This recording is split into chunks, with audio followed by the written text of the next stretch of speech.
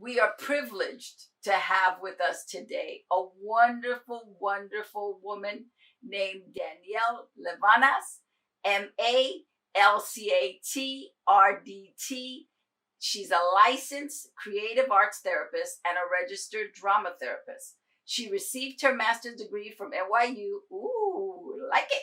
And she worked in a number of clinical settings, including treatment for eating disorders, addiction, chronic stress, and trauma. We know all of those. She holds an advanced certification from the International Trauma Studies Program. And she runs a private practice for individuals and couples in Los Angeles. And not to mention, she also holds group drama therapy sessions at Reason's Eating Disorder Treatment Facility. And my most favorite part, she is the mother to a passionate and opinionated 3-year-old who I just love squeezing him. I love him. It's just delicious. Please help me welcome Danielle. Hey, Danielle, how are you? Hi, Lydia, I'm great. How are you? I'm good. Well, I had to make a big deal about your son. That's my little heart. He's just delightful. Delightful. Well, it's nice having neighbors in the pandemic. Oh, man. Yes. Well, I wanted to talk to you, first of all, because you started as an actor. Yeah. Back in New York, you were pursuing an acting career. And in musical theater, and then experimental theater, and then you started theater programs in inner city schools in New York. Mm-hmm. And somehow your course got corrected. Yeah, I mean, I started off, just loving performance my whole life, right?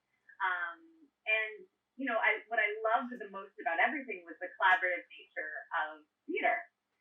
So I went to theater school, got my BFA in drama, and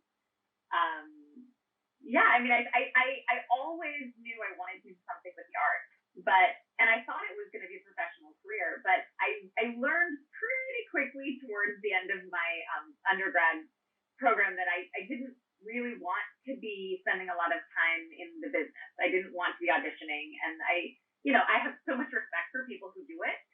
It just wasn't for me. What I wanted to do was be in rehearsal forever. So it took me a while to find it, how to get there, but I eventually became a drama therapist, which is really about that relational quality of theater. On the way, I started teaching, working in a school program in the New York public high school system that had no arts programming, with an organization called Opening Act. Share with us what Opening Act is and... Cool. So Opening Act is a really incredible program. They go into public high schools that have less than 50% graduation rate and have no art programming, at least when they initially started the contract with the program. And they do provide year-long after-school playmaking and kind of community-building theater programs.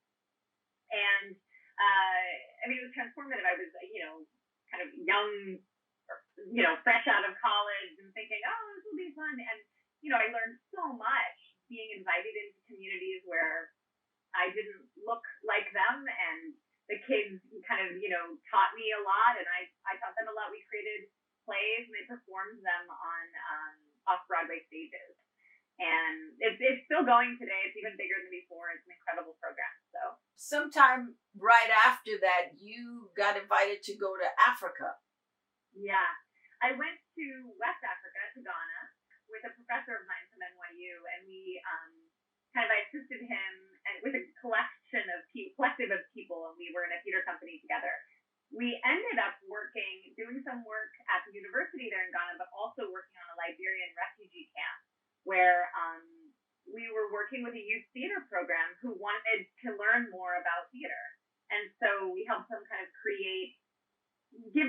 teach them how to create their own plays in a way that was maybe new. And that was that, and also in the high schools is where I learned that, I could see that theater was changing people. It was impacting people's lives. And the act of doing it, of creating something, of building trust with each other, of being in an ensemble, of, learning how how to use your body to express, owning one's own story, like that changes something inside of us. But I didn't quite understand how that related to psychology. And so in Liberia, I was noticing, a lot of the young people we worked with had severe trauma in Liberia and had moved to this refugee camp. And I noticed symptoms that I didn't quite understand. Seizures. Wow. I mean, these were severe traumas. Some of these young boys had been child soldiers. Some of them had witnessed their families killed. I mean, it was severe trauma. And along with it came, physical symptoms, and also kind of a need to connect and feel validated and seen, and have a space to kind of share stories. So when I started seeing that work, I felt like I was at the limit of what I understood about the power of theater. And so then I started researching kind of what else one could do in life, who wants to, someone who wants to do theater, but also wants to be involved in healing. And I happened upon this thing called drama therapy, which actually there's a master's program at NYU for it, but I didn't know it existed. And eventually, so it was about 10 years from graduating, going out trying to get on Broadway to going back to get my master's to become a therapist in drama therapy. One of the things that I've noticed over the years as an actor is that there are a lot of actors out there who have some kind of mental illness, or they're mentally stressed, and it is, we make fun of it. There, people say, oh, you're crazy, something's wrong with you. But the reality is that the work that we do as artists, it is very mental. It's emotional. It's mental. It's heart. You're embodying another person. Yeah. And then you don't have the resources or the tools to help you come out of that. We're taught to get into character, but we're not taught in acting school to get out of character. I know.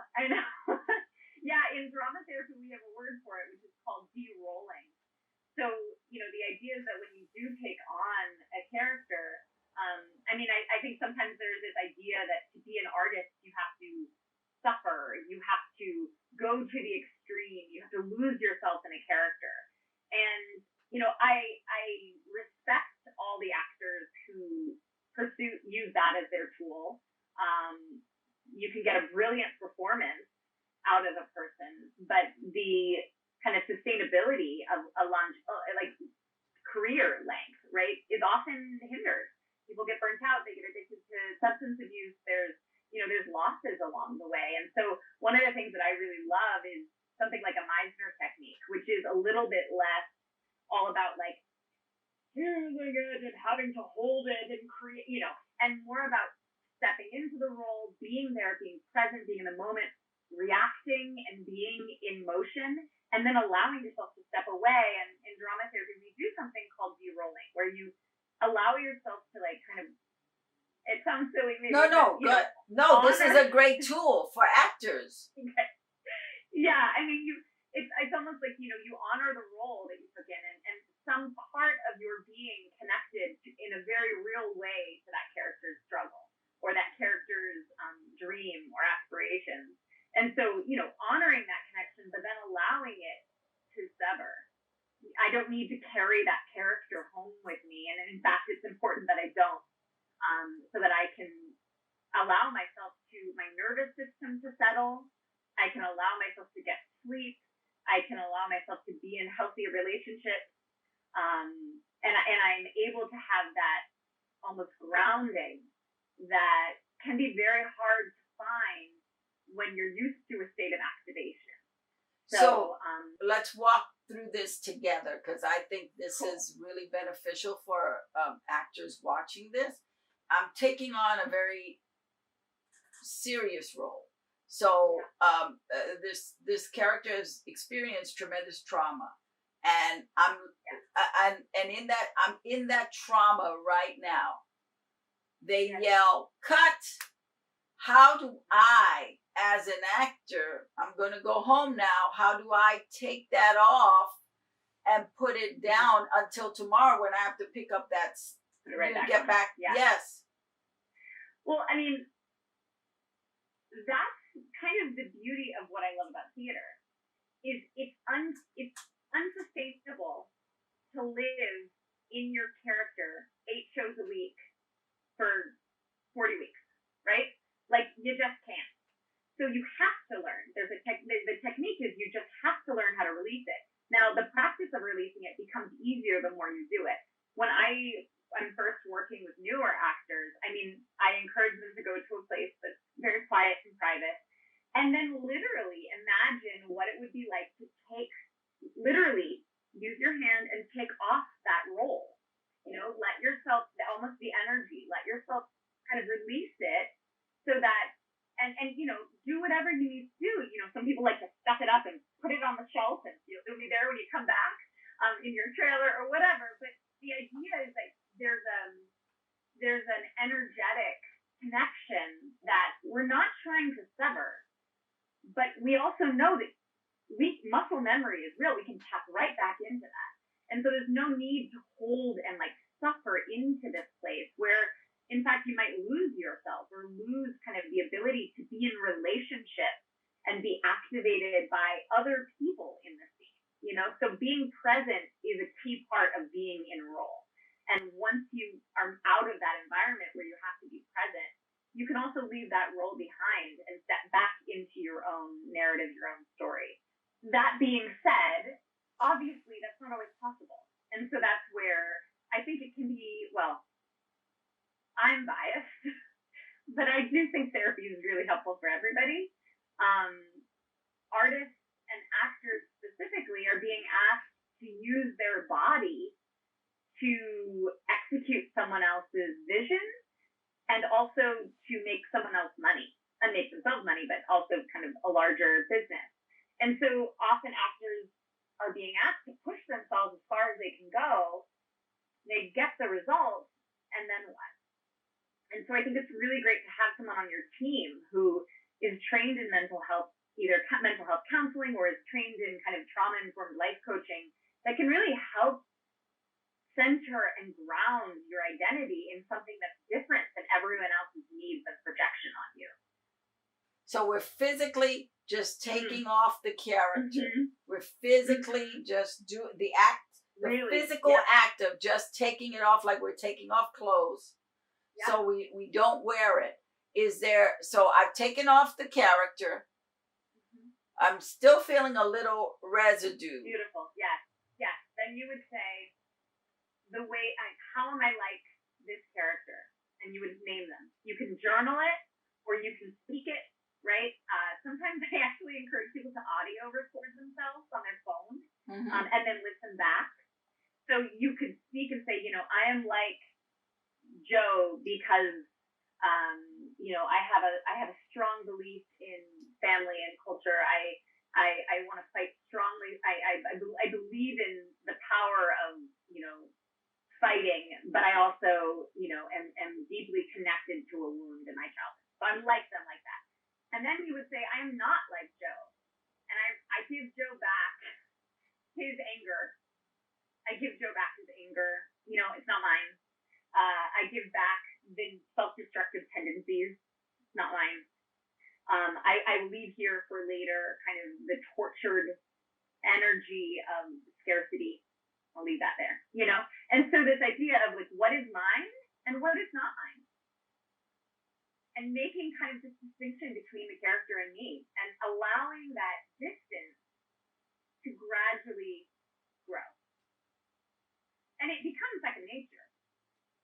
Yes. Okay, bye, Joe. See you later. Well, after you've done it multiple times. Yeah, you just said something which triggered a thought in me that when, as the actor, you're putting on clothes, you're literally putting on a costume.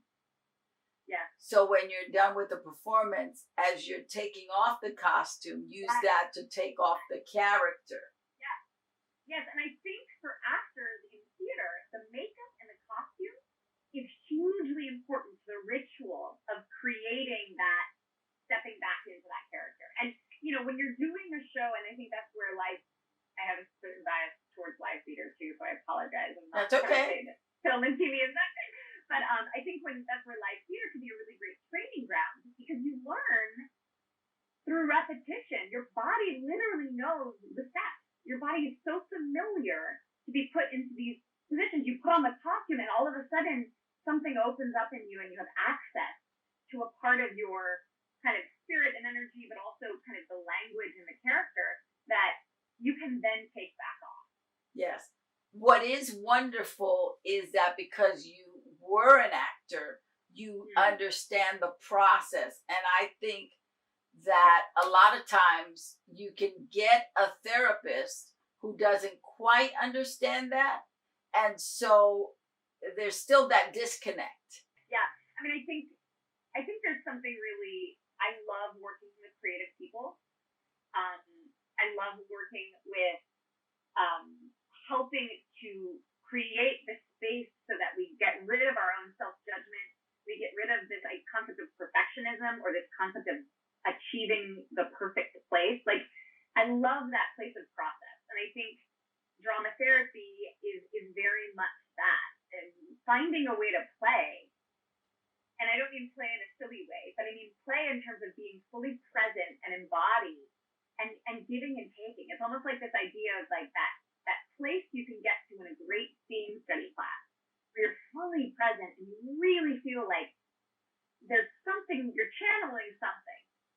That very much can also be found in a place. I mean, I imagine that's how, playing with Michael Jordan felt, like so present in the basketball court, so ready at any moment to pivot, throw, to catch. Like, your body is integrated with your heart and your mind. And I think that's really a place of growth and creativity. And from there, I mean, you can write, you can act, you can perform. You also can, be a lawyer. You can, pitch a TV show idea. You can, be a parent. You can be a teacher. There's so many other possibilities when we have that place of flow and groundedness. Yeah, it allows you to be a fully realized person. Exactly. So, Mal, what's your superpower? My superpower is I care.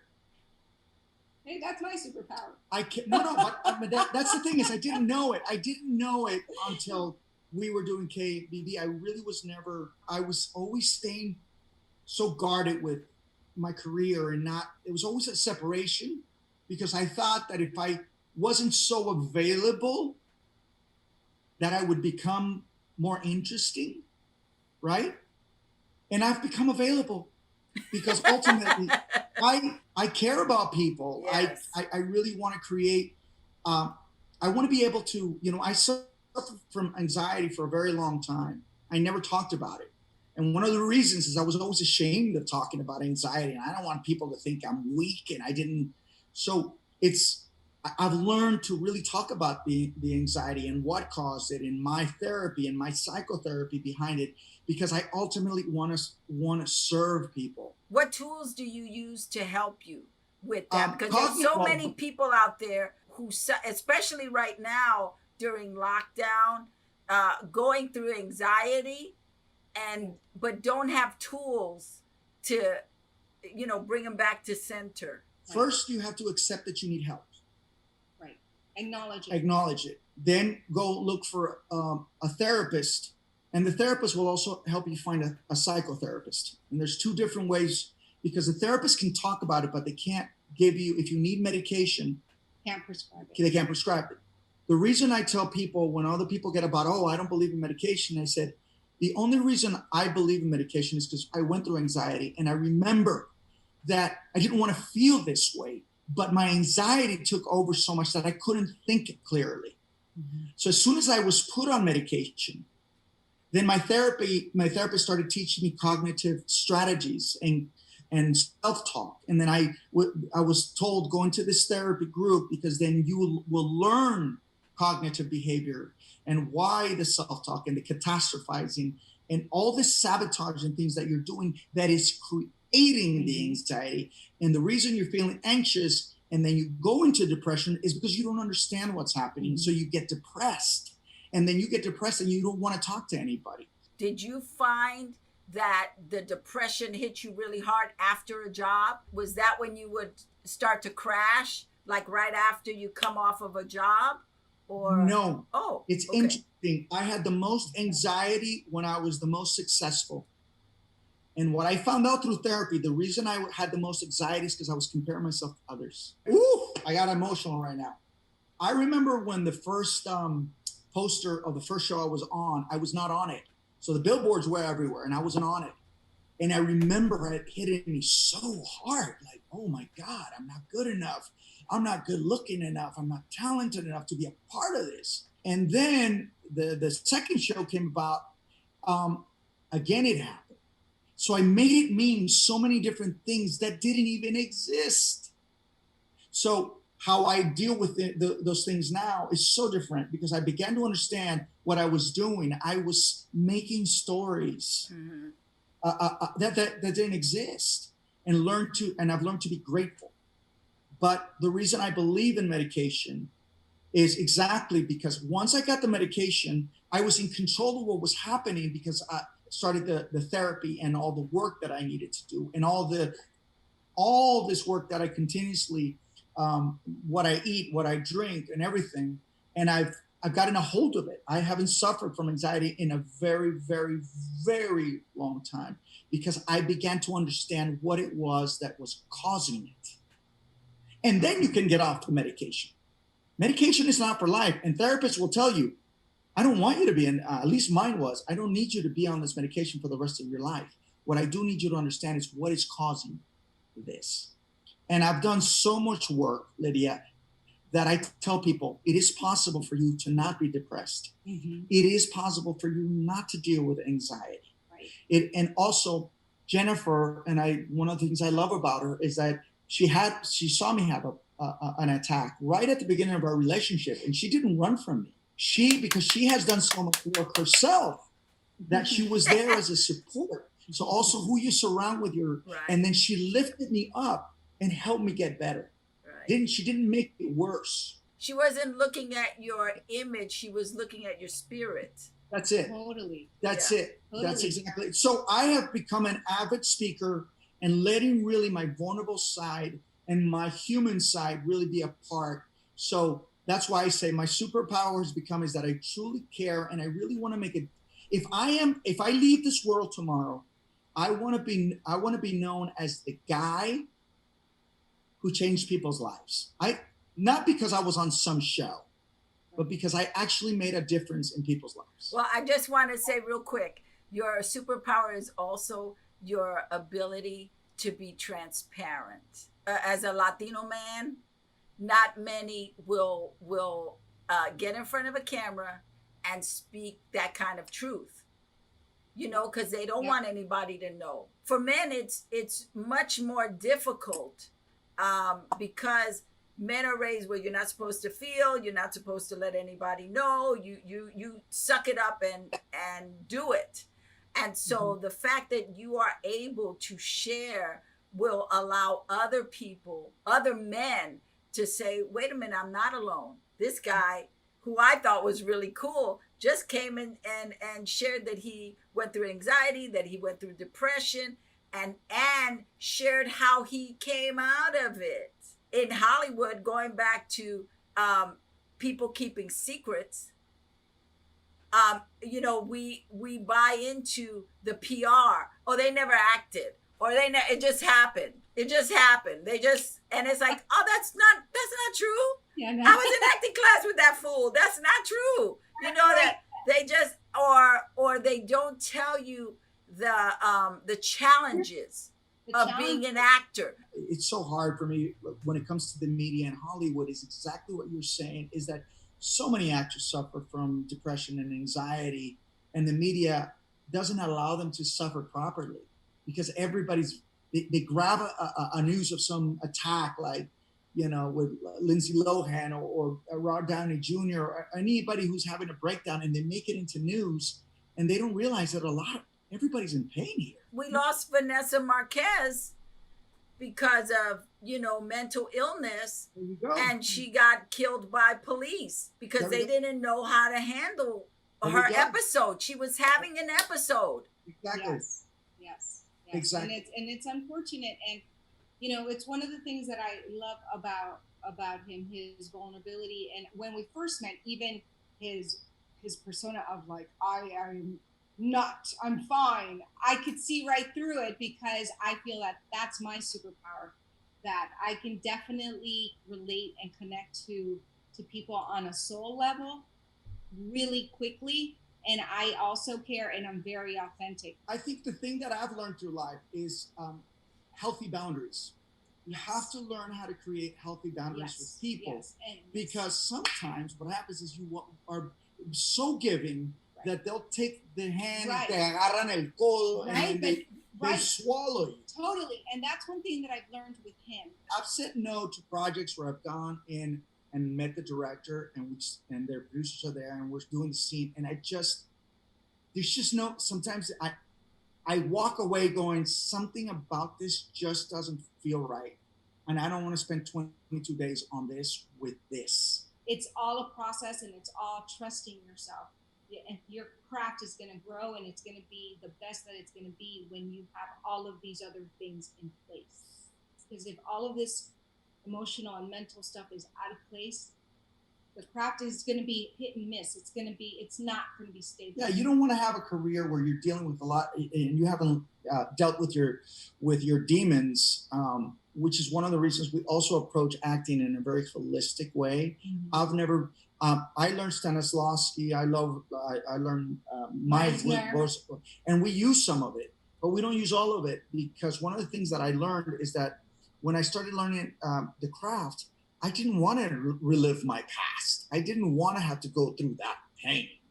Right? So what I learned, and this is something we have so in common, the way we learned how to act and how to cry and how to lie is I learned how I memorize my line is how I learned to memorize the feeling. So I learned to practice the feeling of crying, and that's how I cry. I don't go back to my past.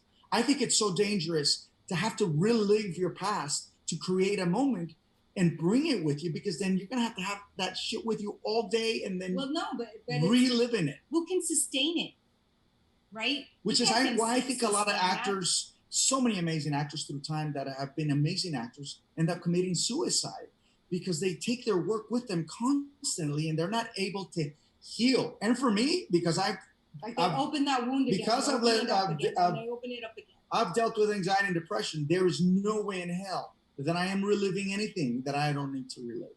So if somebody says, well, how can you cry on? I go, I've memorized how to cry.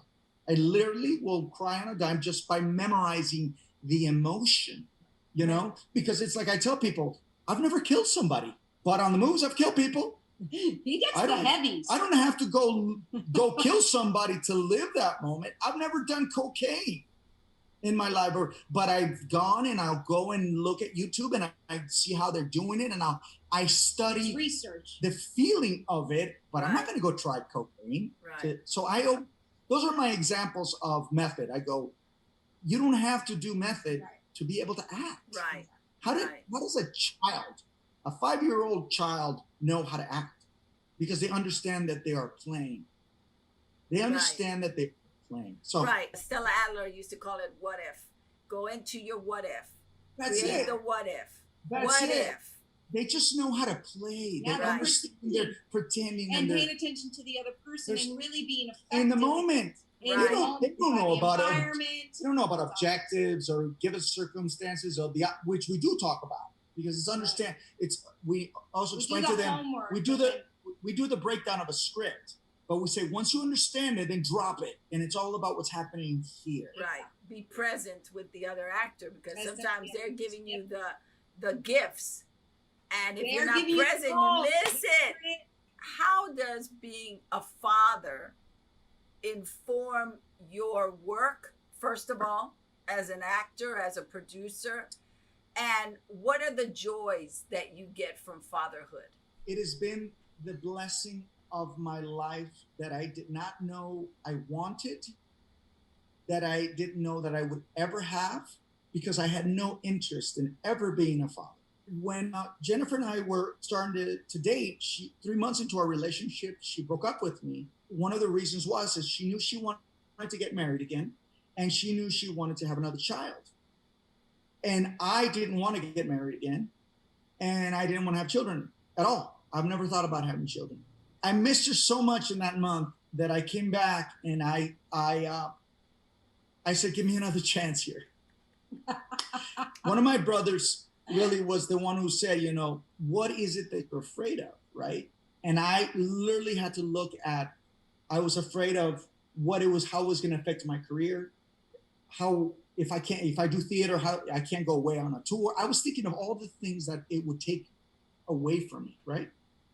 But we got together again, and inside it, I was this anxiety, creating all the stories, which is how she saw my anxiety attack, right? Because I really wanted to be with her, but it was producing this anxiety, this responsibility.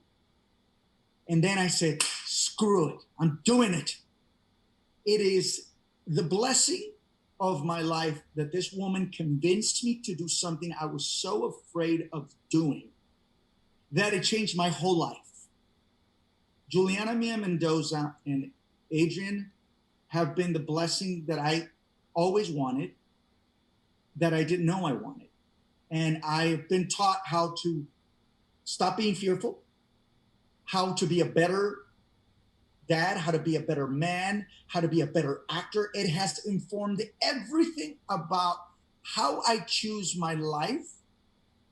And it comes because of this. I mean, I can't say enough that I tell people that you don't know until you know. And having Juliana and Adrian it's the biggest blessing, better than any show I've ever gotten. They're the blessing of my life.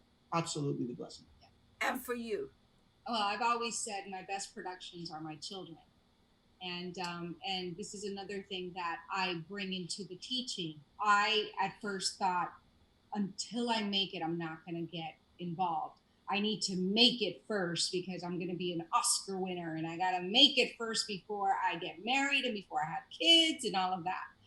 And 1997, right after the premiere of my very first pilot, I'm like, I'm on my way. This is awesome, right? This is great. I had just gotten here, a year prior. And my dad dies. Literally I get the phone call on Thursday.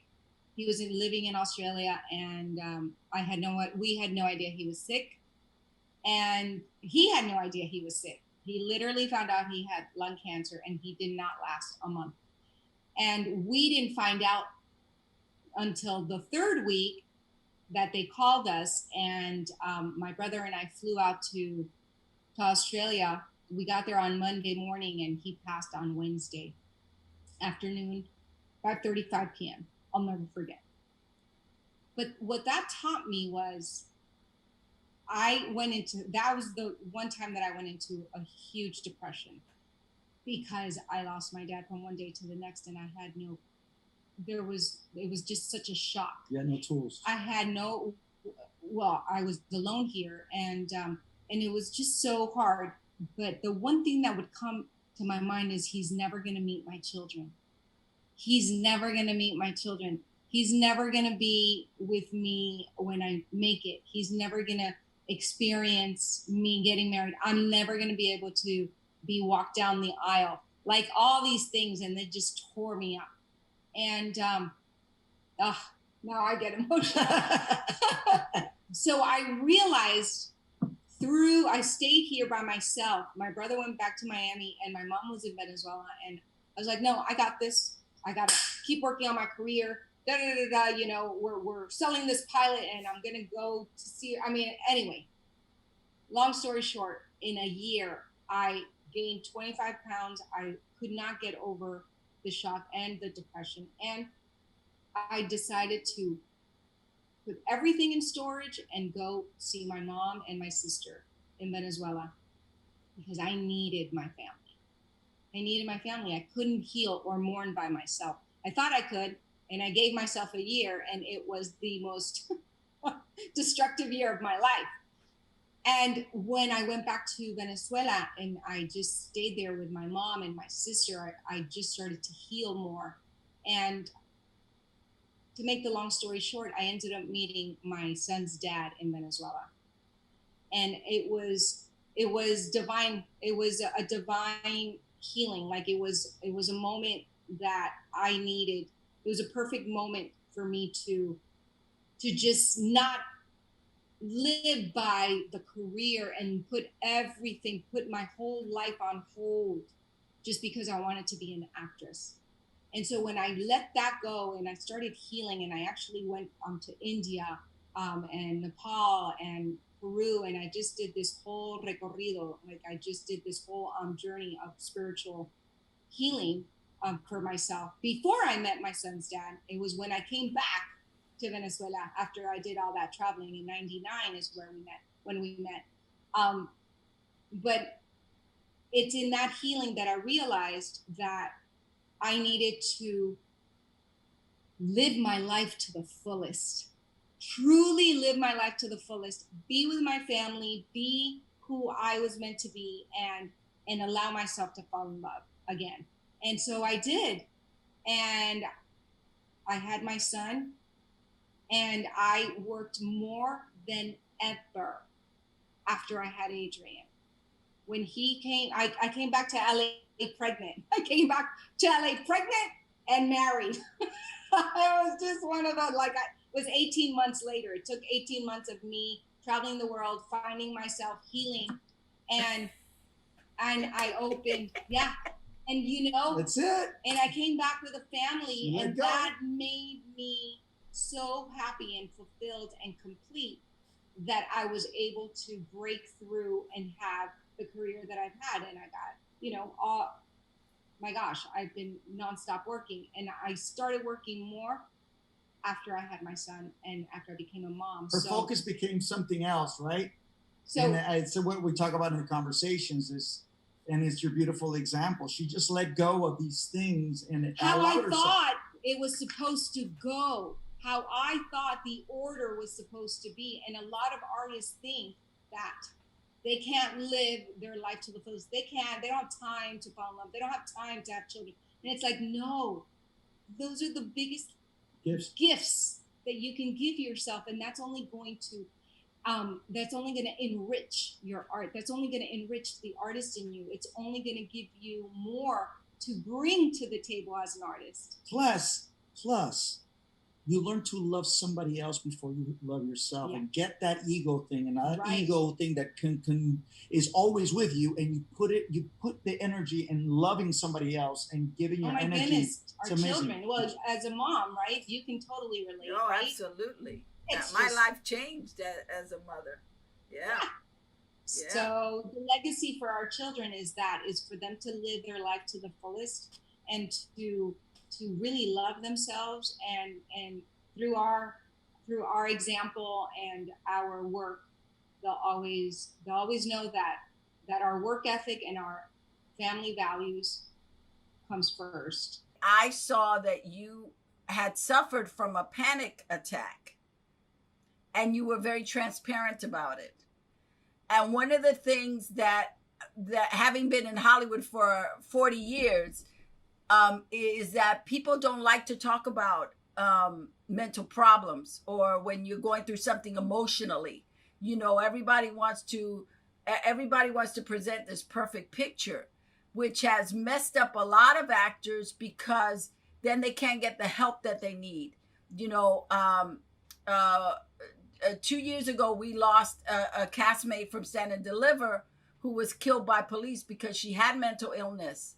And she was having an episode, and they shot her because she pulled out a BB gun, and they just emptied their bullets in her. So when I saw your Facebook post, it really affected me, because you were so courageous to share about it and be very transparent about it. So do you mind talking about it now with us? No, absolutely not. As a matter of fact, I'm glad that you brought it up. Thank you so much for asking me, because I feel that we need to be talking about this a lot more. So one thing about me that I feel has kind of supported my life journey, right, is I've always been in these spaces of vulnerability and openness and real. And the medicine and the magic that happens from that is just so beautiful, because it's like we connect heart to heart, and that's like the most beautiful connection that we could have in the human experience, right? So going to my panic attack, it was funny because when you asked about a father's journey, I was going to mention that that was like the first time that I ever felt like real stress, right? And it's been like the last 4.5 years. I had my first panic attack 4.5 years ago. I'm sitting at home watching TV, and then all of a sudden, like, I feel different. I feel weird, and I get into my head, and then all of a sudden, like, I felt like I was having like something was wrong with me. So I go to the bathroom, put some cold water on my face, try to like feel back to normal, sat back down, and then it just crept up. And so I had my first full-blown panic attack about 4.5 years ago. I went outside and I was like, hey, just get ready to call 911 if I fall over, because I might be having a heart attack. I didn't know what a panic attack was. So I went directly to like a heart attack because my heart was racing.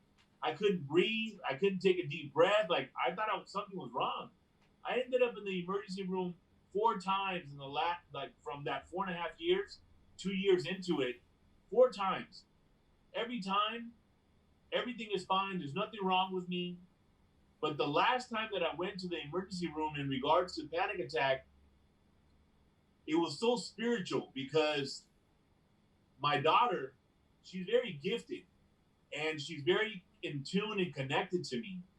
And she, like, so I was in the emergency room, they were waiting outside, and you know, she told me, she said, Daddy, you're fine. There's nothing wrong with you. You're creating all this. That's what she told me. Wow. My daughter back then was like, right now, she was like 12 years old. Okay. Wow. Yes. So I'm in the emergency room, and all of a sudden I had this like epiphany, like this awakening after she shared that with me. And she was right. I was creating all of it. And it came from fear. It came from, because 4.5 years ago, I started on this journey of accomplishing my biggest dreams. So here I am trying to, you know, build this studio and have my app and, you know, like create this like Walt Disney of light workers, right? Of people that are doing good in the world.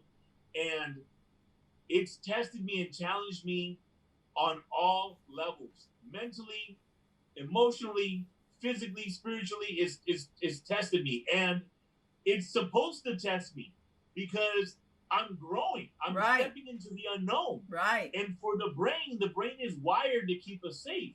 So anytime we step outside of our comfort zone or we step into the unknown, our brain and our subconscious mind is going to try to bring us back. It's like, hey, wait a minute, what are you doing? I don't like this. I don't know what you're doing out there. You need to come back here. This is what I know. This is what I'm programmed to do. Because our brain, that's what it's doing what it's supposed to do. And deeper than that, what I want to say is that for me, these panic attacks, especially just even recently, because right now I'm knocking at the door of this huge money that I've never even came close to before. We're talking about 100 million, right? And knocking at the door, contracts are being done, all this is happening. And I'm like, oh shit. Because for me, these panic attacks, what I was trying to say a little earlier was, they're there to teach you. They're there they're there for a reason. Your body's going through this, your mind's going through this for a reason. There's something that needs to be, looked at when it comes to, for me at least, I can only speak for myself. And so what came up, and this is what I would want to share with people listening that I feel is so important, right? My mentor said this that I think is so beautiful, and it's resonating with me like never before right now as we speak. If it's difficult, it's ego. It's the brain. If it flows and it's easy, it's God, it's love, it's the heart. So in saying so, how I was able to what I experienced during my panic attacks was when I was resisting, when I was trying to control this, or the illusion of control, or trying to fight it, or trying to conquer it, or whatever the case was, it would get worse. It was getting worse until I dropped down to my heart and I surrendered and I released and I cried and I expressed my fears. I expressed everything that I was feeling, and I expressed it with my family, my son and my daughter. And I had a spiritual experience during that time. I had to literally run out of my house because I was scared shitless. My whole body was in fear vibration. I couldn't even be at home. Like I panicked. I needed to get outside. I needed to do something because I just didn't know what to do. My kids showed up and they started talking to me. And I swear to you, my sister, I swear to you, I felt like it wasn't my daughter and my son talking to me. It was their souls. That's what I felt. They were giving me the wisdom, that the exact words. It was divine timing. They were giving me the words that I needed to hear in that moment, and completely surrendered. And for me as a dad, I had these moments of like, I don't want to worry my kids, so I'm trying to deal with it by myself. Horrible. Like, not the best route to take, I'll tell you. And so ultimately what I'm trying to say is that until I surrendered, until I cried, released, and expressed my fears and everything, that's when the panic attack went away. And the lesson that I learned after I was able to just surrender was, I'm afraid of success. I'm afraid of what this money represents. I'm afraid of the responsibility that I'm not good enough, that I'm not worthy to receive this money and what this money entails. Now, I'll tell you this. I've been an overachiever in my life, right? I've produced a lot of results in my own way, right? And the foundation of that was that I'm not good enough, but I had buried that I'm not good enough so long that like I had, like when I unburied it, when I rediscovered it just recently, I would say maybe like 3 weeks ago, a month ago, what it taught me was the I'm not good enough was in connection to the panic attacks, because of the I'm not worthy, I'm not good enough, right? So that's why it was showing up. So then here's a powerful experience that I'll share. And this happened 4 days ago now. So I'm kind of taking you from like the how do I explain it? It started 4.5 years ago, but I only had like 5 panic attacks, right? Throughout the 4 years. This last month, I've had 2 powerful ones, like strong ones, because it's time for me to level up. It's time for me to work and shed this old paradigm to be ready to receive and to step into this new paradigm. Meaning this, 4 days ago, at nighttime, I'm like, man. How it shows up for me is I can't take a full deep breath. And that is, I don't wish that on my worst enemy. You know what I'm saying? So I'm just like, I can't take the deep breath. Okay, David, calm down. So I'm going through all this, right? And then I start asking myself the real questions. Mm-hmm. Okay, David, what are you afraid of? What are you stressed out about right now? The stress is coming because of fear. What are you afraid of? I don't know where it came from, but out of nowhere, all of a sudden, I lost a son when I was 21 years old. I literally held him in the hospital room, dead in my hands. When I had him there and I was in the room by myself, I started talking to him. Mind you, he was already gone in my hands, right? I started telling him, I'm going to teach you to do this. I'm going to teach you to do this. Everything bad in my life at age 21, in that stage of my life, I was talking to my dead son, like, I'm going to teach you this. I'm going to teach you that. I said his name 3 times, but the first time that I said his name while I'm talking to him, he moved his whole like he was trying to take a deep breath. Woo. This is so deep, my sister. Here it comes. I'm almost done. So I almost dropped him the first time. This is at 21. I said his name 3 times. Every time I said his name, he moved. 100% truth. The next day, I can't breathe. The next day, I got asthma, supposedly. The doctors told me I didn't have asthma. I can't breathe. They gave me the inhalers, whatever.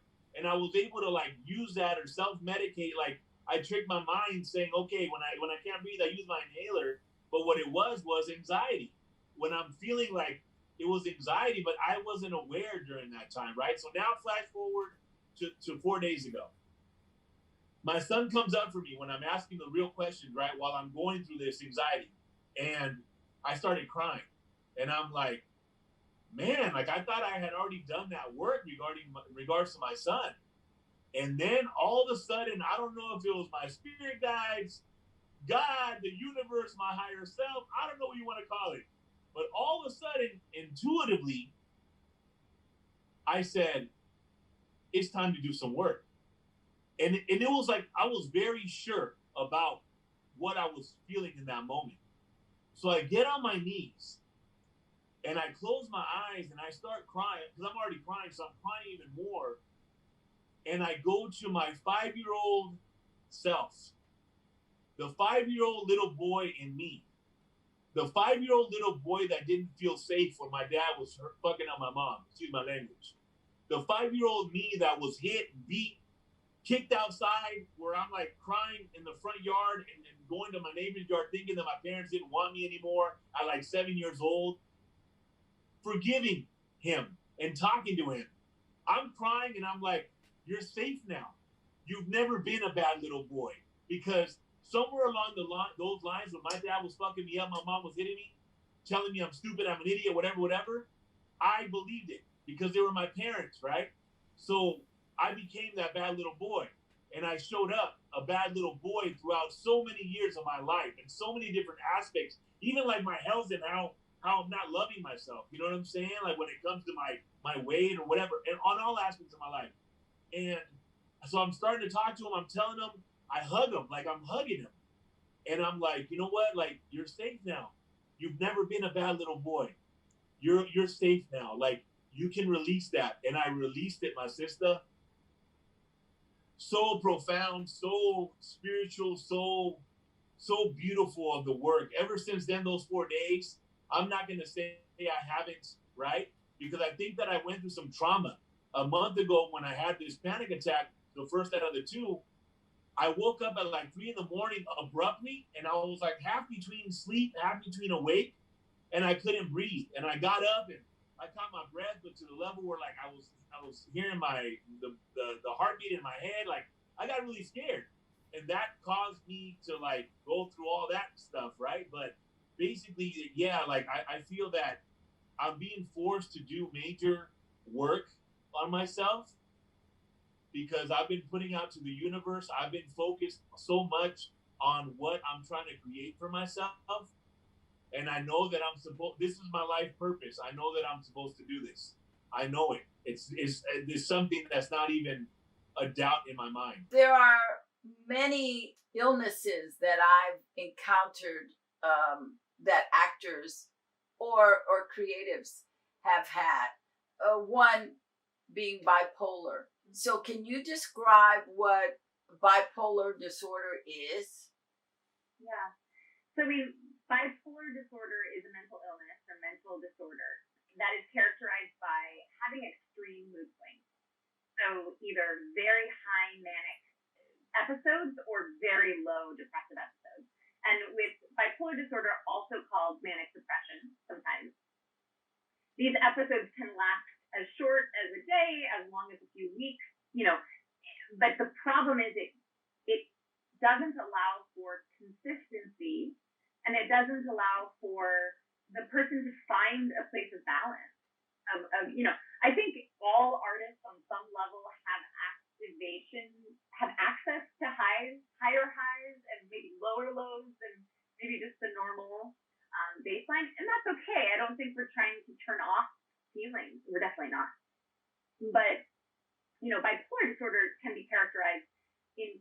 way where it interrupts your life completely, where you can't maintain jobs or relationships, and it's severe, destruction within your own sense of self and life.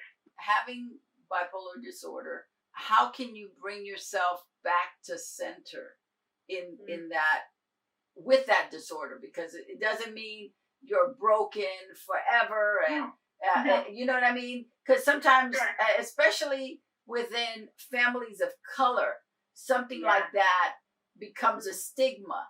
And I think in acting as well, which is why a lot of actors don't share what they're going through, is because they don't want that stigma. They don't want people to look at them and go, "You're broken," or, "You know what, you're the crazy one. We don't want you here." So, I mean, how can people get help, or how can people? Yeah, how can they get help and also find a balance? Find balance. Yeah.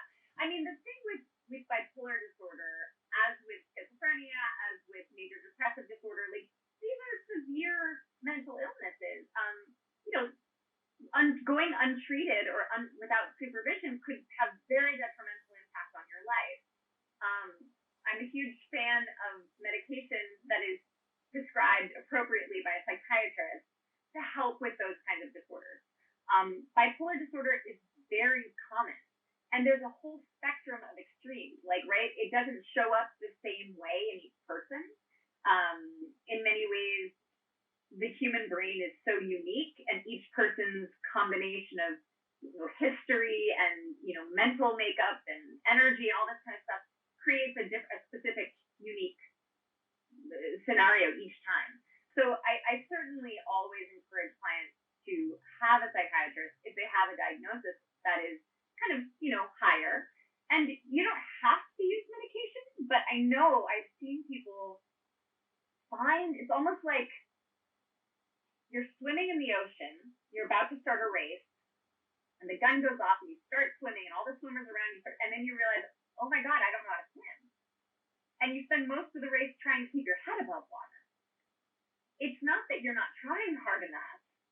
It's that something just didn't click. You didn't have the tools, or you just didn't learn how to swim. It's not your fault, right? And medication can kind of do that thing of all of a sudden, oh my gosh, I'm swimming again. And now I can compete in the race. I still have to work hard. It's not like this is going to give me the solution. It's not going to give me the win in the race. But now I can keep up. I'm competitive. I mean, we don't tell people who have, other diseases not to take medication for it, right? You would never say to someone, "Oh, don't take your insulin." Don't take your insulin like it means you're broken. There's not that stigma in a lot of physical illnesses. If someone breaks their leg, you don't say, "Oh, that's so weak. Like, why would you even put a cast on?" I did it without a cast, Right. And I think the same thing goes for mental health. I mean, you don't have to. Long-term chronic bipolar obviously needs to be managed under a doctor long-term.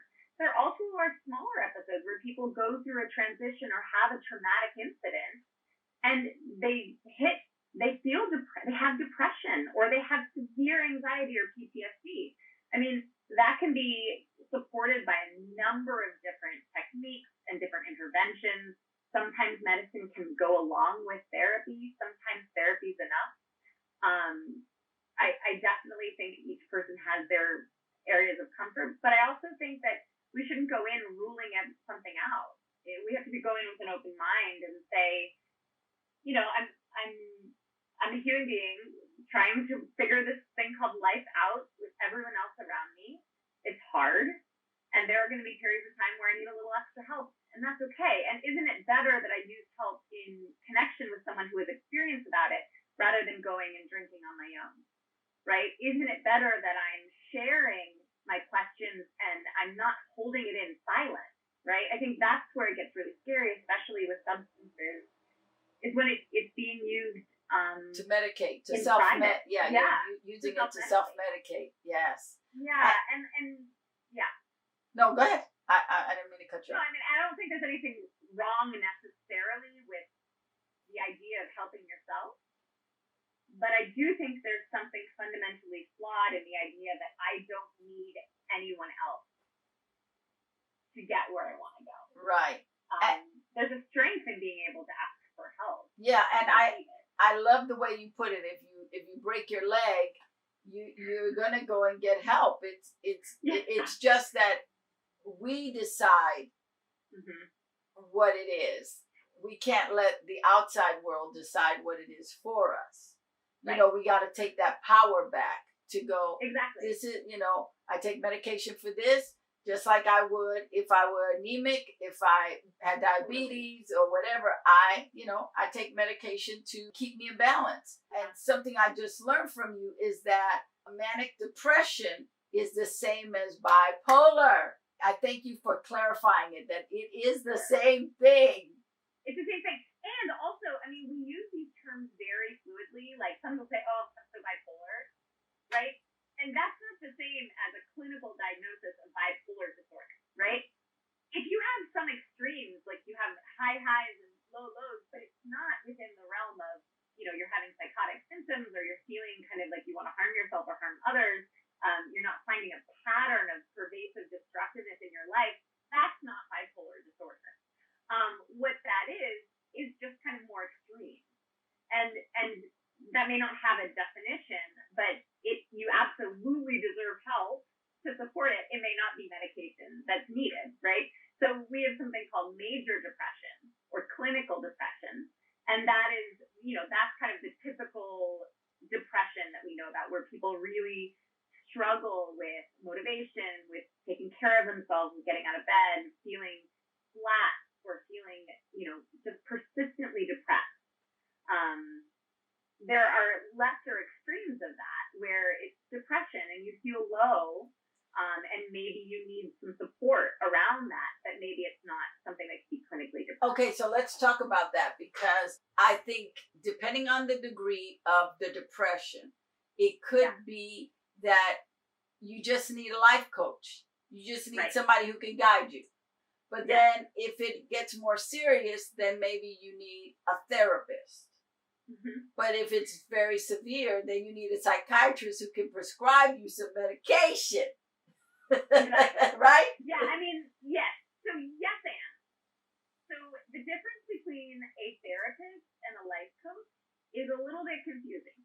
A therapist is a clinical professional who has been licensed under the state board, who's undergone so many, usually like 3,000 hours of supervised clinical training, who's gone to a master's program, who has kind of this standardized clinical skill set that you can say, okay, this person is authorized by kind of, governing bodies to be a mental health professional.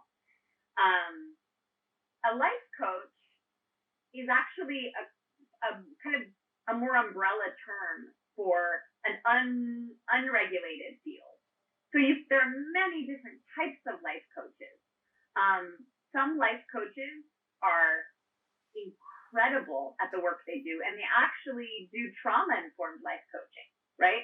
So it is geared around kind of like working through trauma, finding ways to like focus your life, setting goals, achieving those goals. Then there are some people who just call themselves life coaches, and I don't know. So you have to be careful. I'm not saying therapists are better than life coaches, not at all. But I think you have to be careful to make sure that you don't just go to the first person who says, "Oh yeah, I'm a life coach. You should trust me." Right. That's true. Or even I'm a therapist. You should trust me. That's true. It's really important that when you find someone, you're looking for someone to connect with. You're building a relationship with someone, and so that means you have to. Sometimes I think interview them. Call up a couple therapists, call up a couple life coaches. Try a couple sessions and see how it goes. You can always break up with your therapist. Yeah, and I think it's really important you saying that. I always like to say to somebody, I don't know if I'm going to like you, so I just want to try this for a month. Yeah. I want 4 sessions. Yeah, I just want to try this for a month and see how we work. Because I don't know if I'm going to like you, and I don't want to make a full commitment and then it's not working. I need to feel like this is going to be a good partnership. And I think sometimes with artists, we are so afraid that people won't like us if we just state our terms to say, Yeah. you know what, let's take this, it's like, you're not just going to go to the dealer and buy a car. You want to take it out for a drive. You want to try it. You go, I'm not sure about this. And maybe you go, I don't know if I want to buy this. And then you go to the car rental place and say, hey, do you have this car? And then you take that car out for like 2-3 days and get a feel for it, because sometimes just going into the showroom for a little test drive is not enough. Yeah. And so it is, I think it's very valid to do a, 4 times. That gives you enough. I think in 2, but but 4, you are able to cement, yes, I'm getting value here. This is where I need to be. You may not like what they have to say, but it resonates. Because sometimes we need to know that you're not always going to get what you want to hear, but it's necessary to get what you need to hear. Yes. I think there's also something to be said about realizing that there isn't like the perfect therapist out there. In many ways, therapists and life coaches are also just people. So we're looking for the good enough therapist, the same way that we're looking for a good enough parent, We're not looking for perfection, but we are looking for someone who's willing to show up, be with us in the room, listen, hold space, ask the questions that kind of push us into a place of self-reflection. And also, the other thing that's really interesting is there's just as much value in learning how to break up with your therapist. We call it termination. There's just as much value in terminating as there is in starting a relationship. We don't have a lot of opportunities in this society to have a good goodbye. People die, people disappear, people ghost us on social media or on like dating apps, We have a lot of ruptures that happen. And so the opportunity with a therapist is actually, I'm paying for you to hold space first and to actually be a mirror to reflect something back about myself. And that might mean I'm learning how to not feel guilty when I say, I don't actually want to work with you anymore. I would love for you to unpack what it means to hold space. The way I envision it is, in order to fall apart, we need a container. And when you're entering a therapy room or a room with a coach or someone who's helping guide you, we need to let ourselves fall apart. And so what the holding space is almost, it's multiple things. It's a contract, an ethical contract saying, what you share here is confidential. This is going to be a space that is dedicated to you, where the therapist will make sure that she goes to supervision and works out her own stuff in her own time and is really present with you. It also means that the possibility that the client teaches the therapist something that changes the therapist's mind is also there. It's a bi-directional space where we're in relationship and the therapist doesn't know everything and the client is broken. The idea is that I'm going to create space where I'm going to do everything I can to be present and to show up. And the contract is that you're also going to do that. And if it means you fall apart, it's a safe enough space to do that.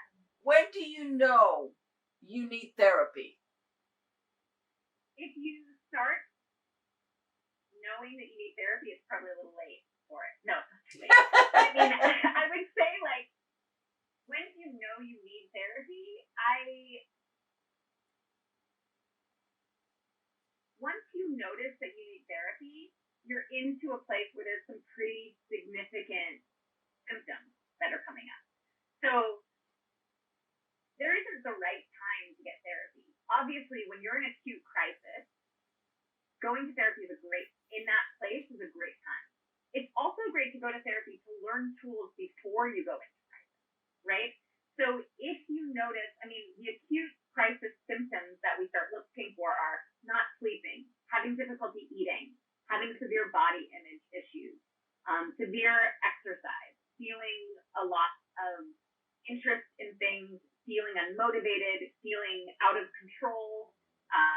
All these things would be symptoms that, like, yes, definitely go to a therapist and get support for that.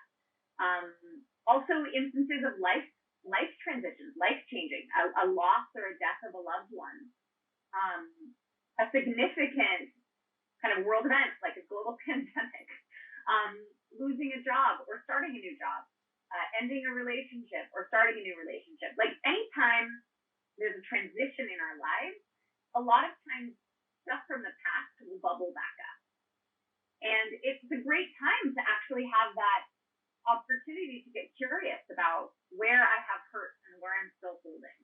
I also think there isn't a time, like, you don't have to have a reason to go to therapy. You can if you want, but you also can just say, I just want to learn more about myself. Like, I want to talk to someone about my life story. I want to have someone ask me questions that make me think, and I want to be building more about my understanding of who I am and who I want to be and what my patterns are that get in my way.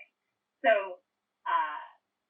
with couples therapy, I often say, going when things are okay is a really great place to start, because it means that you're in this maintenance mode. Like, you don't wait till a car breaks down on the highway to get fixed. You take your car in for regular checkups. We do that with doctors for our body. I mean, that's kind of what therapy can be. Some people use therapy, couples therapy, to break up with each other, and that's okay. A lot of people use it to strengthen their communication skills or to learn how to be in better relationships. So that's a long answer for sure. No, because it's not it is a very intense question. Yeah. I personally think that most artists should have a therapist, or at least have a life coach, a certified life coach, that they need accountability. Be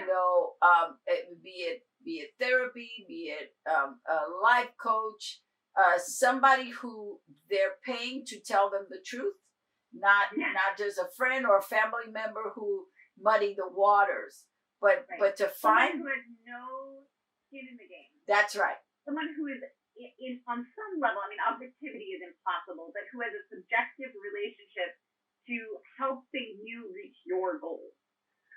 It's hard. Friends can't do it. It's a place where you can truly go into a selfish kind of mentality and really get what you need. And sometimes that's unconditional love or unconditional positive regard. And sometimes it's someone saying, I think you need to actually stop messing around and actually take yourself more seriously. Like, why do you think you don't deserve to be happy? Why do you think you don't deserve success? Let's go there.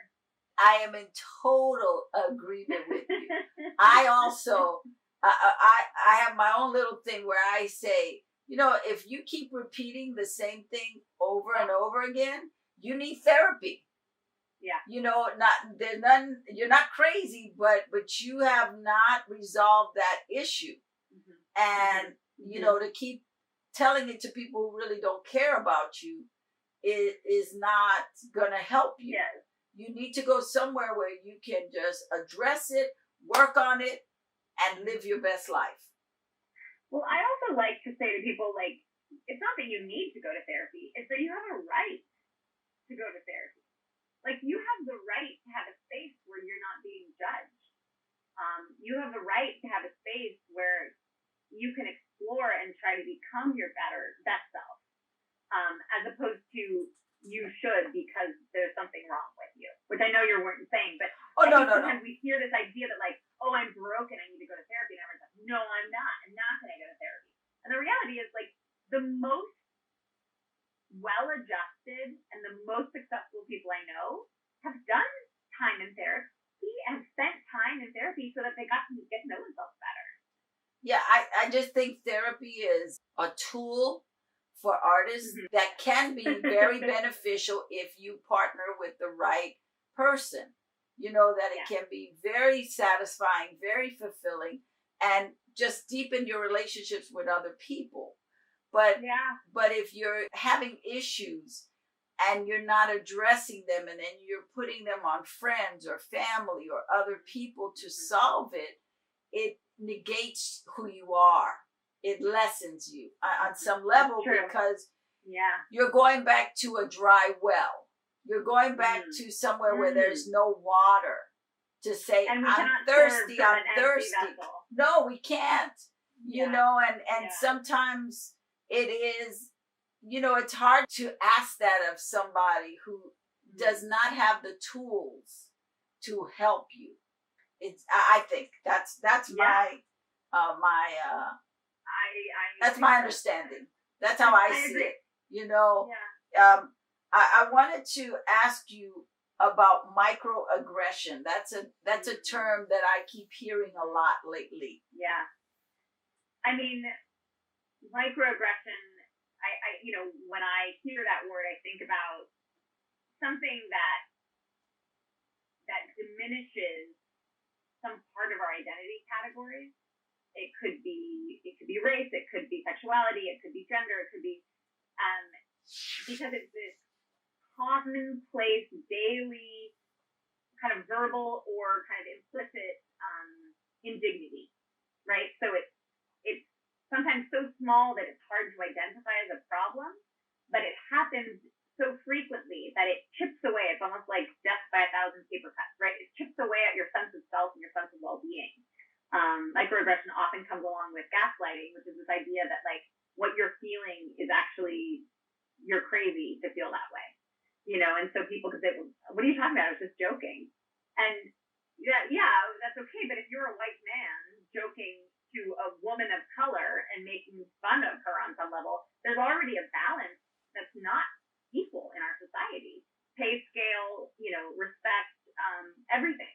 And so we can't say that a joke is without having, you know, when one person holds a certain amount of societal power, not because they deserve it, because society gives it to them, that can be a form of harm against someone who doesn't hold that same, you know, respect within the society system that we have, which is obviously very broken systems. We're trying to make it better. I mean, one of the things that I think with therapy is like sometimes it's really helpful to have someone else tell you, no, what you're feeling and noticing is real. Especially when it's a microaggression. It's hard for us to know, is it me? Am I being too sensitive? You know, often women will do that, minimize their own kind of experience because brush it off because they want to be cool or they want, you know, it's not a big deal. And sometimes it's really important to have a therapy space to say, well, let's ask about that. How do you feel when that happens? Does it, you know, what comes up for you? Does it connect you to a time where you felt powerful, or does it connect you to a time where you felt weak? Do you feel safe? Yes, and that's excellent. When an actor is emotionally unavailable, what exercises would you suggest that actor use in order to reconnect with his or her emotions? So I think emotions are really cool because there's no fear of running out of them. Like in our normal human state, emotions are free flowing and we have access to them. When trauma comes in, trauma often blocks us from being able to either express our emotions freely or to feel our emotions. So, you know, one of the things I work on a lot with clients is kind of identifying ways that certain patterns in our life have been coping mechanisms to deal with trauma. And those coping mechanisms often are maladaptive in terms of they don't help us get to be our best self, but they really work when you're experiencing trauma. And so how do we feel safe enough to try a different coping mechanism? And how do we feel safe enough to heal from feeling like we have to defend ourselves all the time? When we're in a state of hyper-arousal, when our kind of defense mechanisms are up, we're not in a place of authentic connection to our emotions. There's tapping into that well where the emotions come and go, and we don't have to worry about it. When we're feeling worried about being judged, when we're judging ourselves, when we're anxious that we're not getting approval from people, when we are worried all these things. It stops that connection to almost like that bubbling well of emotions. And so the first step is noticing it. I always talk to my clients about the first step before you do anything about change is just learning to notice what's happening. Because once we can notice it, then we can have feelings about it. And so often those feelings are uncomfortable. Judgment, guilt, shame, all this kind of stuff. And through the process of therapy, we can bring acceptance to that. And that opens the door to being able to change. So if somebody is stuck, they're unavailable to connect with your emotions, what I would do is often start by playing theater games, making it less about being perfect and getting it right and more about trying to tap into that place, like we talked about earlier, of authentic play and give and receive. And a lot of that is scary when you've been in a situation where you've been criticized or abused or experienced extreme hardship. It's hard to let go of that self-protective mechanism. Another term I hear a lot is triggers. What are triggers? Triggers is another word like bipolar that I think is used incorrectly sometimes. It's not bad, but it's, we often say, oh, I'm so triggered. In a clinical sense, triggers are something that sets off a memory tape or a flashback, and it transports you to an event or a time where you were unsafe or experiencing trauma. So it could be a vision of something you see. Donald Trump triggers me. Donald Trump triggers my trauma. Okay. All right. I agree. Right?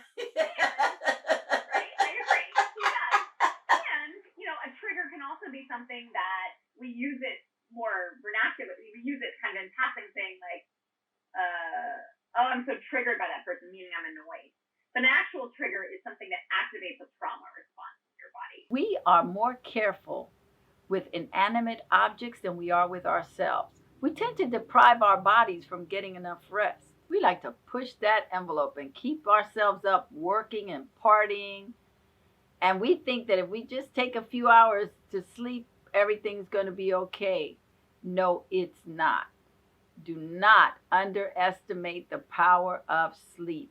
We need rest. It's really not about overworking and wearing yourself thin. It's about balancing work and rest so that we can achieve the optimal success. So in order to perform at your best, to be sharp, focused, and competitive, you need to get your rest. So here are 5 tips to prep you for a good night's rest. 1. Get regular massages from a salon, spa, or cellmate. Number 2, do daily meditations. Close your eyes and visualize your favorite quiet, peaceful place. If you don't have one, find one. 3, stay away from caffeinated drinks for at least 5 hours before you go to sleep. That means tea, coffee, and all those Red Bulls out there. 4, give yourself a cool down for 30 minutes before you go to sleep where you think of nothing but fluffy pillows. 5, take 2 long vacations per year and 8 to 10 extended weekend vacations.